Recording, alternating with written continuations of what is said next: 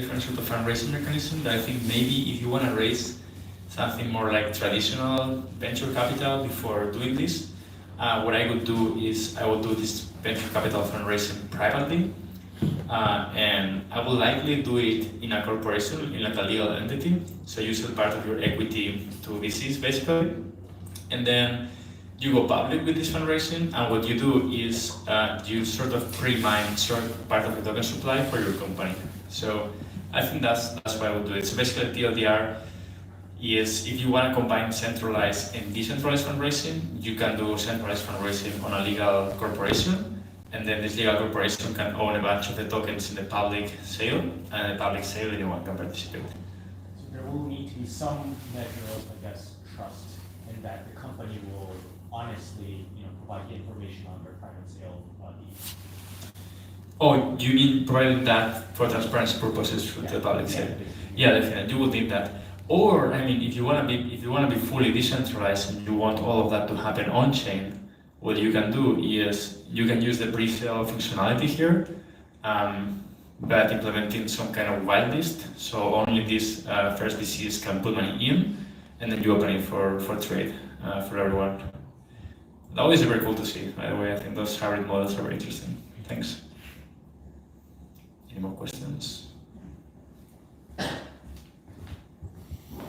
Hi, I was wondering if you guys had any sort of services or technology for companies that may have already done some sort of token sale.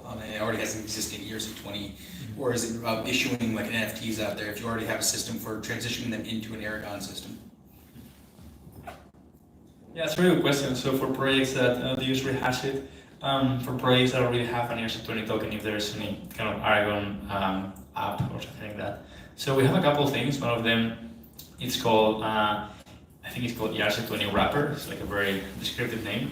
And so basically it allows for anyone to wrap their tokens around. There is, and you cannot touch it here, but there's a token app, also the token holders. So basically, we use a custom token implementation that allows for voting. And so ERC20 tokens don't have that by default, but what you can do with this very tiny app we built is that you can lock ERC20 tokens to then be able to use the voting app on the different Aragon infrastructure.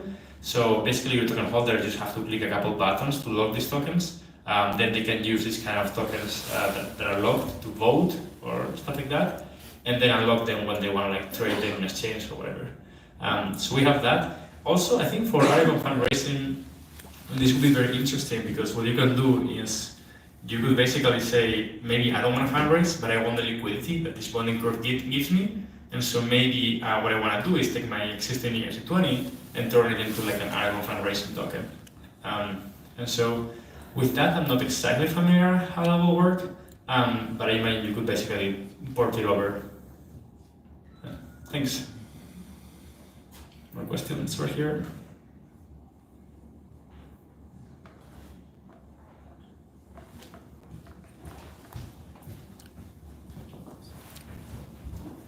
Is it possible to change the releasing logic from the voting to another, like how modular it is? That's a very good question. So actually how modular Aragon is, and if you can change the voting up to a mechanism. So actually, that's very cool because it is very modular. So like all the apps you see here, you can install and uninstall them. So you can say, for example, I don't want this very simple voting. I want to install Footarchy or like liquid voting or like voting with delegation and stuff like that. And so you can swap that out with another app. There is this notion of permissions. So basically permissions is how all the apps are connected. So like every app exposes permissions. For example, the finance app exposes the permission to withdraw funds from it. And so you can say, all right, I'm going to give permission to this voting app to withdraw tokens from the finance app.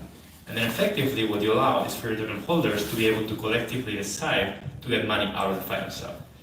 And so it's a very modular system. You can basically plug in things and plug them out and assign different permissions and build like crazy governance structures. Yeah, there's a lot of documentation in hack.aragon.org about how this works. It's a very cool thing. I think it's very similar to like you use Android or iOS, like you have these apps that request permissions for them to access your contacts or stuff like that. I think it's similar to that, but also similar to Unix in the sense that you have like very tiny apps that use one thing very well, and then you basically plug them with each other to the more complex systems. Awesome. Any final question? All right, so I think that's it. Thanks a lot. Now we're gonna have Jorge talking about the Aragon Chain.